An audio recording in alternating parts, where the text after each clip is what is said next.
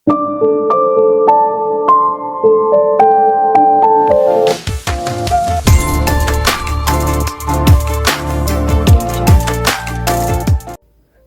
பொறுத்த வரைக்கும் தன் தங்கச்சி இளவரசியா வந்துட்டு ஏதோ மிஸ்டேக் போல இருக்கு, தவறுதலா வந்துட்டா. அரசரும் தவறுதலா தன்னோட தங்கச்சியை அவங்களோட மகளை நினைச்சிட்டு இருக்காங்க அப்படின்னு நினைக்கிறாங்க. இந்த உண்மையெல்லாம் தெரிய வரணும் அப்படின்னா கண்டிப்பா அம்மா கிட்ட தான் கேட்கணும். அம்மா சாவை இப்போ உயிரோட இல்லை. ஸோ நம்ம அம்மா வந்து நம்ம அப்பா கோச்சனை கல்யாணம் பண்ணிக்கிறதுக்கு முன்னாடி அமைச்சரோட மகளாக தானே இருந்திருக்காங்க. அப்போ அவங்க வீட்டில் இருக்கிற மெய்டுங்களெல்லாம் யார் என்னன்னு விசாரிச்சா நம்மளுக்கு எதாவது தெரிய வரும் அப்படின்னு சொல்லிட்டு தான் விசாரிக்க ஆரம்பிக்கிறாங்க. அதில் மங்கா அப்படிங்கிறவங்க தான் சாவோட பர்சனல் மெய்டுன்னு தெரிய வருது. இதுக்கப்புறம் என்ன நடந்தது அப்படிங்கிறத நம்ம கண்டினியூவாக பார்த்துடலாங்க. அதுக்கு முன்னாடி என்னோட வாய்ஸ் ஓவர் நரேஷன் ஸ்டோரியெல்லாம் பிடிச்சிருந்தா லைக் பண்ணிட்டு பாருங்க. அப்படியே உங்கள் ஃப்ரெண்ட் அண்ட் ஃபேமிலி கூடயும் ஷேர் பண்ணிக்கோங்க. இது வரைக்கும் யாராவது சப்ஸ்கிரைப் பண்ண பார்த்துட்டு இருந்தீங்கன்னா மறக்காமல் சப்ஸ்கிரைப் பண்ணிக்கோங்க. உங்கள் கமெண்ட்ஸ் எல்லாம் படிக்கிறப்போ அவ்வளோ ஹாப்பியாக இருக்குது. எந்த அளவுக்கு இந்த ட்ராமாவை என்னோட சேர்ந்து நீங்கள் ட்ராவல் பண்ணுறீங்க அப்படின்னு நினைக்கிறப்ப எனக்கு இன்னும் ரொம்ப ரொம்ப சந்தோஷமாக இருக்குது. நிறைய பேர் உடனே அடுத்தடுத்த வீடியோ போஸ்ட் பண்ணுங்க, சஸ்பென்ஸ் வைக்காதீங்க அப்படிங்கிறீங்க. பட் சஸ்பென்ஸோட கதை சொன்னால் தானே அடுத்த எபிசோட் பார்க்குறதுக்கு ஒரு கிக்காக இருக்கும். இப்போ அங்கே கதைக்குள்ளே போகலாம். ஃபஸ்ட்டு நம்மளுக்கு மங்காவை தான் காட்டுறாங்க. மங்கா இப்போ கொஞ்சம் வசதியாக தான் இருக்காங்க. நிறையா பேருக்கு பொருட்கள்லாம் இங்கிருந்து அனுப்பிச்சி வைக்கிறாங்க. அது யாருக்கு எதுக்கு அப்படிங்கிறது நம்மளுக்கு பின்னாடி எக்ஸ்பிளைன் பண்ணுவாங்க. ஆனால் இன்னும் மங்கா சாவாவையும் கோச்சனையும் தேடிக்கிட்டு தான் இருக்காங்க. அவங்களோட வேலையாட்கள் கிட்ட கூட சொல்லி எல்லாம் அனுப்புகிறாங்க. இங்கே சீனை அப்படியே கட் பண்ணால் நம்மளோட சொலனாவுக்கு எங்கே சுற்றி யார்கிட்ட கேட்குறது, இளவரசர்கிட்டயே கேட்டுடலாம் அப்படின்னு சொல்லிட்டு எனக்கு ஒரு ஹெல்ப் வேணும் அப்படிங்கிறாங்க. தன் தங்கையை பற்றி தான் வந்து சொலனா பேச வந்திருக்கா அப்படின்னு நினச்சிட்டு, உன் தங்கச்சி தானம்மா தேடிட்டு இருக்கோம், பேண்டை சேர்ந்து எல்லாரையும் தேட சொல்லியிருக்கேன் அப்படிங்கிறப்போ, அது ஒரு பக்கம் தேடுங்க இளவரசரே, எனக்கு இன்னொருத்தங்களை தேடணும், அவங்க வந்து மங்கா சாவாவோட பர்சனல் மெய்டு அப்படிங்கிறப்போ இளவரசருக்கு இதை பாரு நீ என்ன பேசிட்டு இருக்கேன்னு உனக்கு புரியுதா? சாவாங்கிறது யார் தெரியுமா? இப்போ இளவரசியாக இருக்கிறாங்க இல்லையா சுபேக்கா, அவங்களோட அம்மா. சாவாவோட அப்பா தான் இறந்து போன அரசர், அதாவது ஜிம்னுவோட அப்பாவை சதி பண்ணி கொன்னது. அவங்கள பற்றி எதுக்கு விசாரிக்கிற, அவங்க வீட்டு மேடை பற்றி எதுக்கு விசாரிக்கிற அப்படிங்கிறப்ப சொலனா எதுவும் சொல்லாமல் அமைதியாக இருப்பா. புரியுது, சொலனா வந்து ஏதோ ஒரு காரணத்துக்காக தான் கேட்குறா அப்படின்னு சொல்லிட்டு, அதனால சரி நான் மங்கா அவங்கள வந்து நான் தேடுறதுக்கான ஏற்பாடுகளை பண்ணுறேன். ஆனால் ஒன்று மட்டும் ஞாபகம் வச்சுக்கோ சொலனா, நீ வேறு யார்கிட்ட வேணாலும் போய் சொல்லு, அதுக்கு ஒரு காரணம் இருக்கலாம், அதுக்காக நீ பொய் சொல்லலாம். பட் எந்த காரணமாக இருந்தாலும் என்கிட்ட மட்டும் பொய் சொல்லாது, அதை என்னால் ஏற்றுக்க முடியாது அப்படின்னு சொல்கிறப்போ, சரி இளவரசரே அப்படிங்கிறாங்க. இதுக்கு மேலே ஏதாவது இளவரசர் பேசலாம் தான் நினச்சிருப்பாரு. ஆனால் அவ்வளோதானே, சொல்லனா எதுக்கு வந்தாங்களோ அதை பேசி முடிச்சாச்சுட்டு அவங்க பாட்டை கிளம்பிடுவாங்க. திரும்பி பார்த்து இளவரசருக்கு இவ ஏன் இவ்வளோ பிஸியாக இருக்கா, இவளை நிற்க வச்சு ஒரு 4 வாரத்தை கூட பேச முடிய மாட்டேங்குது அப்படிங்கிற மாதிரி தான் இருக்குது. ஏன்னா அரசர் வகையில் பிரச்சனை இல்லை, உனக்கு பிடிச்ச பொண்ணு யாராக இருந்தாலும் சரி, அந்த பொண்ணு நீ காதலிக்கிறியா, இன்னும் அந்த பொண்ணு காதலிக்குதா அப்படிங்கிறத முக்கியமே தவிர்த்து அந்த பொண்ணோட குடும்ப சூழ்நிலை பெரிய வசதியான வீட்டு பொண்ணாக தான் இருக்கணும் அப்படிங்கிறதெல்லாம் நான் பார்க்க மாட்டேன்னு அரசர் சொல்லியிருப்பார் இல்லையா. ஸோ அரசர் வகையில் பிரச்சனை கிடையாது. ஆனால் தன்னோட காதலை சொல்லி சொலனா தன்னை காதலிக்கிறாளான்னு தெரிஞ்சுக்கணும். இப்போ அதுதான் இளவரசருக்கு இருப்பு கொள்ளலை. டாலும் இந்த அரண்மனையில் நிறைய ஸ்பையை வச்சுருக்காங்க. அதில் கிச்சனில் இருக்கிற ஒரு மெய்டு வந்துட்டு இந்த மாதிரி சொல்கிறாங்க. கிச்சனில் ஒரு லேடி ஹெட் செஃப் இருக்காங்க. அவங்கள ஒரு பொண்ணு வந்து பார்த்து பிரேஸ்லெட்டை கிஃப்டாக கொடுத்துட்டு சாவா இருக்காங்க இல்லையா, அவங்களோட பர்சனல் மெய்டான மங்காவை பற்றி விசாரிச்சுட்டு போனாங்க. என்ன டேரெக்டாக விசாரிச்சாங்க அப்படிங்கிறப்ப, இல்லை டேரெக்டாக அவங்க மங்காவை பற்றி விசாரிக்கல, சாவா வீட்டில் வந்து மெய்டாக இருந்தவங்க இந்த கிச்சனில் யாராவது வேலை செய்கிறாங்களா அப்படின்னு சொல்லி விசாரிச்சதுக்கு அப்புறமாக தான் அந்த லேடி ஹெட் செஃப் வந்து சாவோட வீட்டில் வேலை செஞ்சாங்கன்னு தெரிய வந்து அவங்கள தனியாக கூப்பிட்டு பேசுகிறப்ப இது தெரிய வந்திருக்கு. ஸோ எனக்கு சாவா பற்றி தெரியாது, சாவோட பர்சனல் மேட் மங்கா கிட்ட வேணா நீ கேளு, மங்கா எங்கே இருக்காங்கன்னு தெரியாது அப்படின்னு சொல்லிட்டாங்க அப்படிங்கிறாங்க. சரி இதெல்லாத்தையும் வந்து விசாரிச்சது எந்த பொண்ணு அப்படின்னு கேட்குறப்போ, குயினுக்கு வந்து இப்போ புதுசாக மேடாக இருக்காங்க இல்லையா சொல்லணும், அவங்க தான் அப்படிங்கிறாங்க. தாலும் வந்து சரிம்மா ரொம்ப தேங்க்ஸ், நீ இப்போ வேறு யார்கிட்டயும் சொல்லாத அப்படின்னு சொல்லிடுறாங்க. தாலுமுக்கு என்ன சந்தேகம்னா, சாவாவோட மேடான மங்காவை பற்றி எதுக்காக இப்போ சொல்லனா நம்ம யாருக்கிட்டையுமே சொல்லாமல் விசாரிக்கிற அப்படின்னு தான் இவங்களுக்கு டவுட்டாக இருக்குது. இங்கே இன்னுமே கூட அரசர் வந்துட்டு இளவரசியை பார்க்க அனுமதிக்கிறதே கிடையாது. அவளும் டெய்லி ஃப்ளவர்ஸோடு வருவா, இல்லை ஒர்க்காக இருக்காங்க, தலைவலியாக இருக்காங்க, அரசர் ரெஸ்ட் எடுத்துட்டு இருக்காங்க அப்படி இப்படின்னு சொல்லிட்டு ஏதோ ஒரு சாக்குபோக்கு கேர்டேக்கர் கிட்ட சொல்லி அனுப்பிச்சிருவாங்க. இந்த தங்கச்சிக்காரிக்கு கஷ்டமா இருக்கு. சரி அரசரை நான் டிஸ்டர்ப் பண்ணல, இந்த ஃப்ளவர்ஸையாவது அரசர்கிட்ட கொடுத்துருங்களே அப்படிங்கிறப்போ, இல்லை இளவரசி ராணி வந்து அரசருக்காக ஃப்ளவர்ஸ் அனுப்பிச்சிட்டாங்க அப்படிங்கிறாங்க. ஸோ அரசர் தன்னை பார்க்கறது மட்டும் இல்லாமல் தான் கொடுக்குற ஃப்ளவர்ஸை கூட எடுத்துக்க மாட்டேங்கிறாங்க அப்படிங்கிறது ரொம்ப கஷ்டமா இருக்கு. இந்த விஷயம் அரண்மனையில் பரவாமல் இருக்குமா, எல்லாருக்கும் பரவுது. இந்த தங்கச்சிக்காரியை பற்றி காசிப்லாம் எழுதி வச்சிருக்காங்க செவத்துல, இதுதான் உனக்கான இடம், இதுக்கப்புறமாக அரசர் உன்னை வந்து பொண்ணா ஏற்றுக்க மாட்டாரு, நீ எங்கிருந்து வந்து அங்கேயே போக வேண்டியது அப்படிங்கிற மாதிரி எழுதி வச்சிருப்பாங்க. இதை பார்க்குறப்போ தங்கச்சிக்காரிக்கு கஷ்டமா இருக்கு. அவளே போயிட்டு அழிக்க ட்ரை பண்ணுறா. அப்போ மெய்டு சொல்லுவாங்க, இளவரசி நீங்கள் இதெல்லாம் பண்ணக்கூடாது அப்படின்னு சொல்லிட்டு, ஆனால் நீ விடு அப்படின்னு சொல்லி அவளால் முடிஞ்ச அளவு கழிச்சிட்டு அங்கேருந்து போயிடுவா.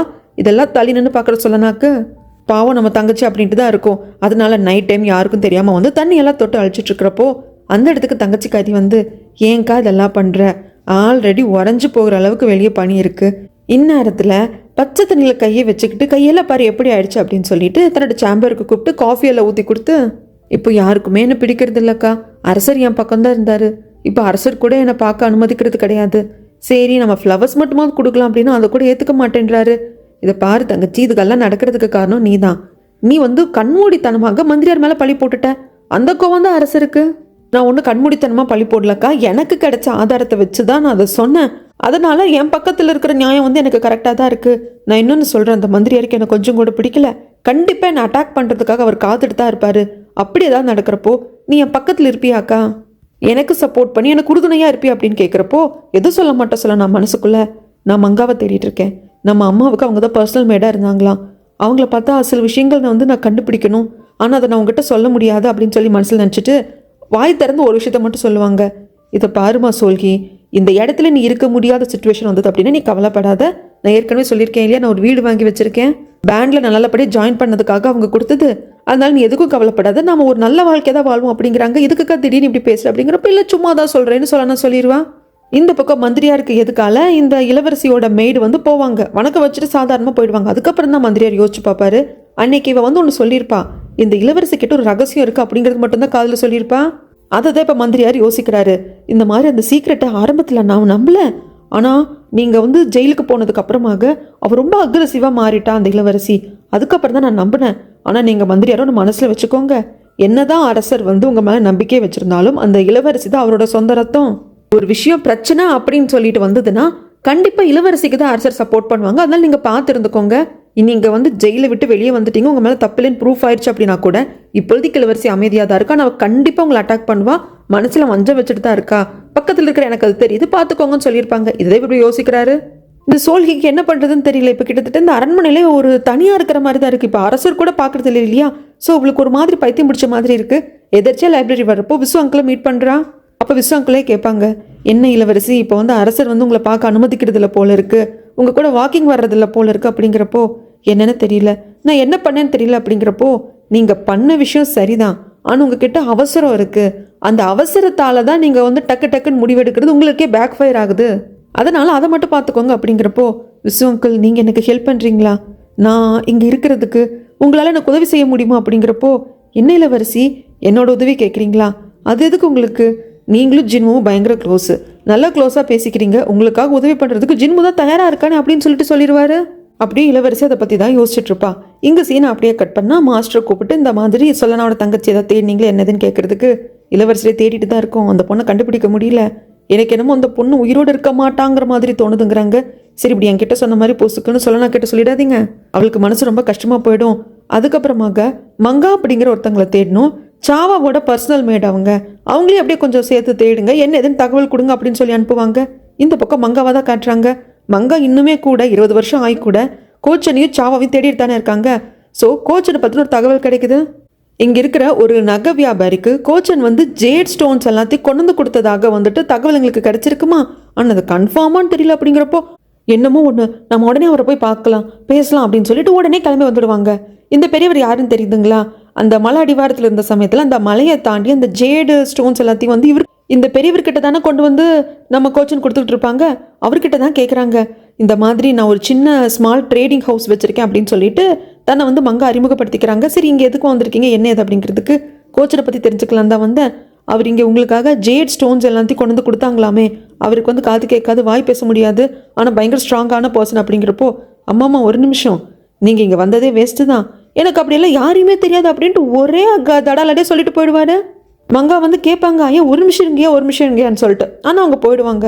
வெளியே வந்த மங்கா கிட்ட அவங்களோட சர்வெண்ட் இருந்துட்டு, மன்னிச்சிருங்க மேடம் நான் இன்னும் கூட தெளிவாக விசாரிச்சிருக்கணும் அப்படிங்கிறப்போ இது ஒன்றும் ஃபஸ்ட் டைம் இல்லைப்பா, இந்த மாதிரி பல வாட்டி சாவாவை இங்கே பார்த்தேன், கோச்சன் மாதிரி ஒரு ஆளை பார்த்தேன் அப்படின்னு சொன்னப்போ அங்கேயும் நான் போய் விசாரிச்சிருக்கேன், அங்கெல்லாம் எனக்கு ஏமாற்றம் தான் மிஞ்சிருக்கு, என் உயிர் இருக்கிற வரைக்கும் நான் அவங்க 2 பேரை தேடிட்டு தான் இருப்பேன் அப்படின்னு சொல்லிட்டு வெளியே வந்துடுவாங்க.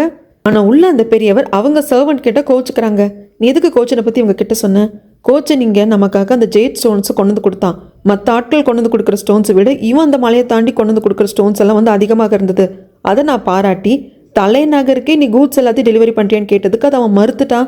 அப்படின்னா என்ன அர்த்தம், யாருக்கோ பயந்து யாருக்கும் தான் யாருன்னு காட்டிக்க கூடாதுங்கிறதுக்காக அவன் வாழ்ந்துட்டு இருந்திருக்கான். அப்படி இருக்கிற பட்சத்தில் கோச்சனை பற்றி நம்மக்கிட்ட யாராவது விசாரிக்கிறப்ப நம்ம தெரியாதுன்னு தான் சொல்லி பழகணும், நீ என்ன இப்படி சொல்லி வச்சிருக்கே அப்படிங்கிறாங்க.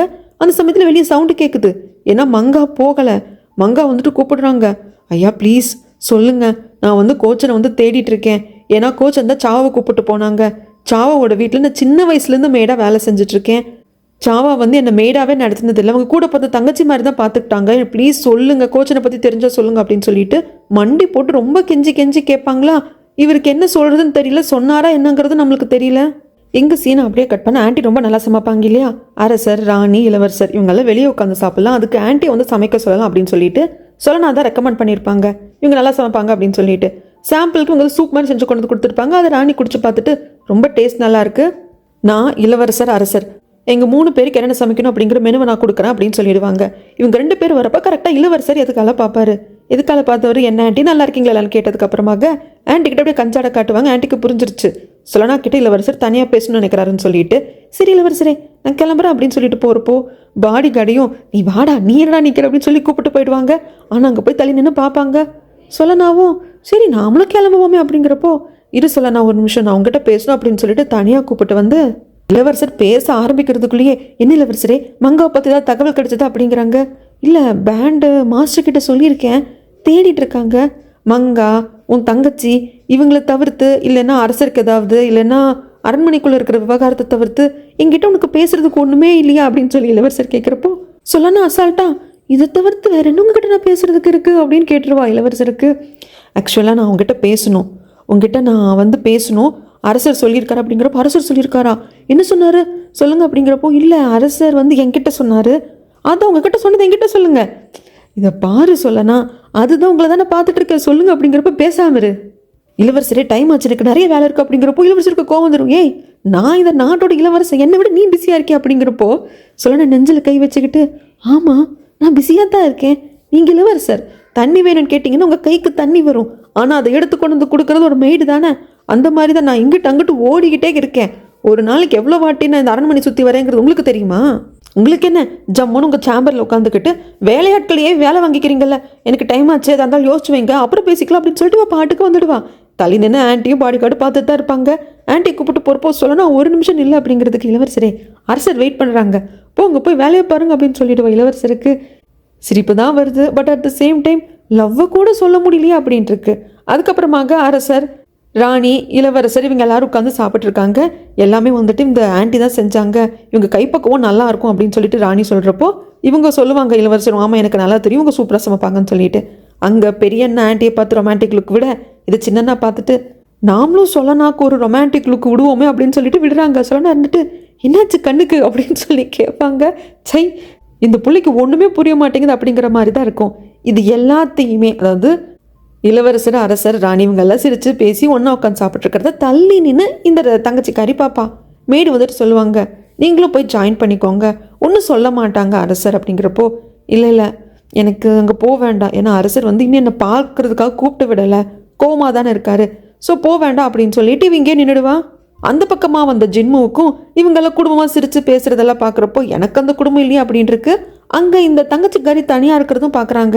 என்ன ஏதுன்னு கேட்குறதுக்கு இல்லை ஜின்மு இன்னும் அரசர் வந்துட்டு என்கிட்ட கோமா தான் இருக்காரு, என்னை பார்க்கறதுக்கு கூப்பிட்டு விடல, அதனால தான் நான் அவங்க கூட போய் ஜாயின் பண்ணிக்கல அப்படிங்கிறப்போ சரி பரவாயில்ல நீயும் தனியாக இருக்க நானும் தனியாக இருக்கேன் வா நம்ம 2 பேர் வாக்கிங் போகலாம் அப்படின்னு கூப்பிட்டு வருவாங்க. அப்போ அந்த தங்கச்சிக்காரிக்கு தோணும் ஏன்னா நீங்கள் எனக்கு ஹெல்ப் பண்ணுறீங்களா விசு அங்கிள் அப்படின்னு கேட்டதுக்கு நீங்களும் ஜின்மும் க்ளோஸ் தானே அப்படி இருக்கிறப்ப என்கிட்ட எதுக்கு ஹெல்ப் கேட்குறீங்க அப்படிங்கிற மாதிரி பேசிட்டு போயிருப்பாரு இல்லையா, அது ஞாபகத்துக்கு வருது. அதை வந்து ஜின்மு கிட்டே கேட்குறாங்க உனக்கும் விசு அங்கிளுக்கும் எப்போ ஏற்பட்ட ரிலேஷன்ஷிப் அப்படிங்கிறப்போ அவர் எனக்கு கிட்டத்தட்ட அப்பா மாதிரி, எனக்கு எல்லாமே அவர் தான், அவர் இல்லாமல் நான் எதையும் செய்ய மாட்டேன் அப்படின்னு வந்துட்டு ஜின்மு சொல்லுவான். எதையும்னா என்ன அர்த்தம் ஜின்மு, எதையும்னா அவரோட அனுமதி இல்லாமையோ இல்லை அவர்கிட்ட நான் டிஸ்கஸ் பண்ணாமல் நான் எதையுமே செய்ய மாட்டேன், அப்படி நான் செஞ்சாலும் அவர் ஈஸியாக கண்டுபிடிச்சிடுவார், அதான் அப்பா மாதிரின்னு சொன்னேன் இல்லையா அப்படிம்பாங்க. இப்படி இவங்க 2 பேரும் பேசிகிட்டு இருக்கிறத அரசர் பார்த்துருவார். பார்த்து அரசர் என் பொண்ணு இளவரசி கொஞ்சம் இழைச்சிட்டாளா அப்படிங்கிற சமயத்தில் கேர்டேக்கர் ஆமாம் அரசரே நீங்கள் இன்னுமே பாராமுகமாக இருக்கீங்க, இளவரசியை கூப்பிட்டு பேசலாம்ல, இல்லை இல்லை அவள் பண்ண தப்ப அவள் புரிஞ்சுக்கணும், இந்த பனிஷ்மெண்ட் அவளுக்கு தேவைதான் அப்படின்னு சொல்லிட்டு போகலான்னு பார்க்குறப்ப தான் ஜிம்னு வந்து இளவரசி கையெல்லாம் பிடிச்சி பேசுவானா. அதை அரசர் பார்த்துட்டு என்னது இது ஜின்முவும் இளவரசி ரொம்ப க்ளோஸாக பேசிக்கிறாங்க. ஆமாம் அரசரே இளவரசி பெருசாக யாருக்கிட்டையும் நல்லா பேசுகிற டைப் கிடையாது, ஆனால் ஜின்மு கிட்ட நல்லா பேசுவாங்க, ஜின்முவும் அப்படி தான் 2 பேர் நல்லா ஃப்ரெண்ட்லியாக பழகிப்பாங்க, ஏன் இப்படி கேட்குறீங்க அப்படின்னு கேரக்டர் கேட்க அரசருக்கு இது கொஞ்சம் தப்பாக தெரியுது. ஏன்னா ஜிம்மு வந்துட்டு பொண்ணுங்க விஷயத்தில் வந்து கொஞ்சம் இதாக தானே இருப்பான், அதே மாதிரி தான் இளவரசியை பார்க்குறானோ, 2 பேர் காதலிச்சிருவாங்களோ அப்படின்னு பயப்படுறாங்க. ஏன்னா அரசர் பொறுத்த வரைக்கும் இளவரசி அவரோட பொண்ணு தான் நினச்சிட்டு இருக்காங்க. அப்போ ஜின்மு இவரோட பையன், அப்போ 2 பேரும் அண்ணன் தங்கச்சி தானே ஆகுது. அப்படிதான் அரசர் யோசிக்கிறாரு. இப்படி அரசர் மைண்ட்ல இதுதான் ஓடிட்டு இருக்கு. அதை யோசிச்சுக்கிட்டே தான் பார்த்துட்டு இருக்காங்க. ஜிம்னுவும் அந்த தங்கச்சிக்காரியும் பேசிட்டு இருக்கிறது. அந்த சமயத்தில் யாரோ ஒருத்தங்க மாஸ்க் எல்லாம் போட்டுக்கிட்டு ஒரு அசாசன் மாதிரி இருக்கு. அவங்க அரசரை நோட்டம் விடுற மாதிரி காட்டுறாங்க. இந்த சீன் அப்படியே கட் பண்ண அப்படி நோட்டம் விட்டது கோச்சனா என்னங்கிறது தெரியலங்க. ஆனால் இந்த சீன் கட் பண்ணது நமக்கு கோச்சனை தான் காட்டுறாங்க. இவர் வீட்டுக்கு வரப்போ அந்த குட்டி பையன் அவனால முடிஞ்ச வேலையெல்லாம் செஞ்சு வைக்கிறான். இதெல்லாம் எதுக்கு பண்ணுற வேண்டாம் அப்படின்னு சொல்லிட்டு கோச்சன் சொன்னாலும் கேட்கறது இல்லை. ஏன்னா இதுக்கு முன்னாடி இருந்த இடத்துல அந்த பையன் எவ்வளோ அடி உதவி வாங்கியிருப்பான். அதனால கோச்சன் கிட்ட அவன் ஹாப்பியாக தான் இருக்கான். சரி வேக வச்ச முட்டையை சாப்பிட்லாம் அப்படின்னு சொல்லிட்டு கோச்சன் எடுத்துகிட்டு வர்றப்போ வெளியே ஏதோ சவுண்டு கேட்குது. பார்த்தா இவங்க வீட்டுக்கு கூட ஒரு மரம் இருக்குங்க. அதில் ஒயிட் கலர் துணி கட்டியிருக்கு. இது சிக்னல். அந்த எதிரி நாட்டு தளபதியார் இருக்காங்க இல்லைங்களா, அவங்க ஆட்கள் யாராவது சிக்னல் கொடுப்பாங்க அப்படின்னு என்ன அர்த்தம்னா நான் பேசுறதுக்காக வெயிட் பண்ணுறோம் வா அப்படிங்கிறது தான் அர்த்தம். அதை பார்த்ததும் கோச்சன் கிளம்புவாங்க. இவர் கிளம்புற கடைவீதிக்கு மாதிரி வருவார்.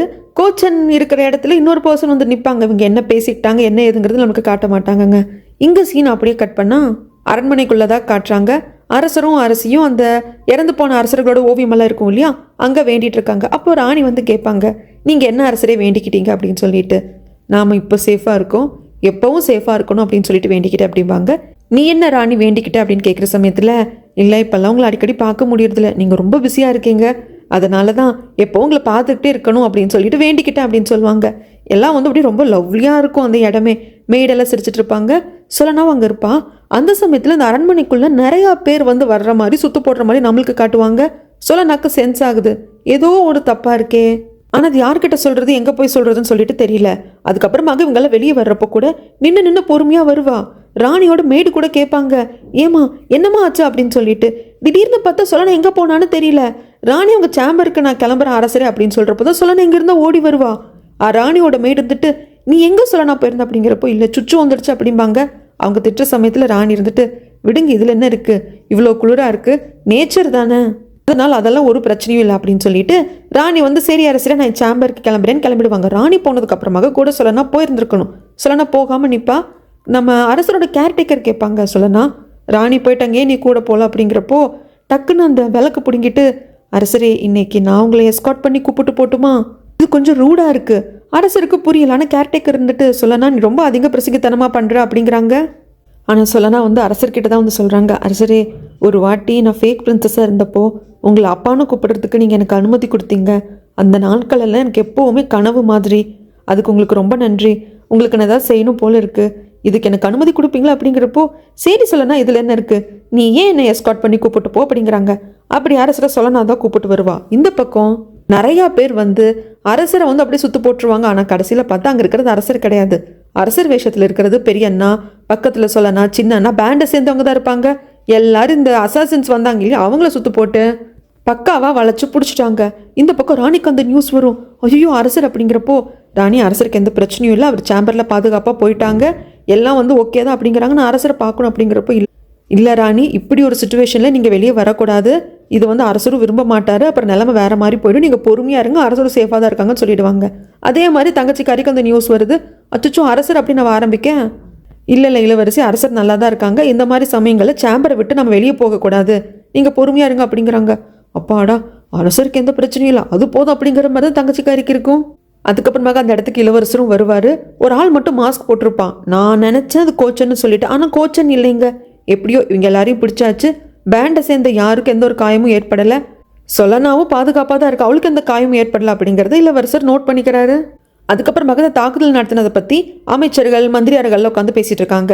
இந்த தாக்குதல் யார் நடத்தியிருப்பாங்க அப்படிங்கிறப்போ அந்த விசு அங்கிள் சொல்வார், எனக்கு தெரிஞ்சு நம்மளோட எதிரி நாடு 2 இருக்குங்களாம். அதில் ஒன்று அந்த கொங்கரா நாடு, அந்த எதிரி நாட்டுக்கு போனது ஃபேக் பிரின்ஸு, அந்த ஹேண்ட் ரிவர் போச்சு இல்லையா, அங்கிருந்தானே தாலும் வந்தாங்க, அது ஒரு எதிரி நாடு. இன்னொரு எதிரி நாடு இருக்கான் கமாயூன் அப்படின்னு சொல்லிட்டு இன்னொரு எதிரி நாடு இருக்கான். அந்த எதிரி நாடு இவங்களுக்கு எப்போ பார்டர் பிரச்சனை வருமா, இந்த 2ல் யாராவதாக தான் இருக்கும் அப்படிங்கிறாங்க.